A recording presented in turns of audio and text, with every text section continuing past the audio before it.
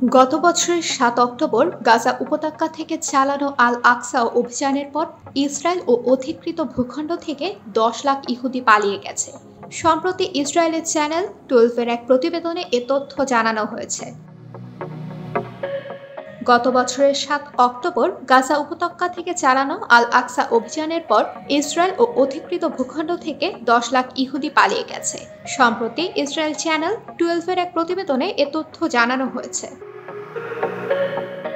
Centre for Zeus impact নামের একটি সংস্থা এক জরিপ প্রতিবেদনে জানিয়েছে, শতকরা ২৯% ইহুদি ইসরায়েল ছাড়ার চিন্তা করছে এবং ৭১% ইহুদি আগামী দিনগুলোতে ইসরায়েলের সুন্দর জীবনযাপনের ব্যাপারে আশাবাদী নয়। জরিপ ফলাফলের উপর ভিত্তি করে চ্যানেল 12 জানিয়েছে, শতকরা ৫০% ইহুদি অপারেশন আল আকসা স্টর্মে আহত হয়েছেন অথবা আহত এমন কাউকে জানেন।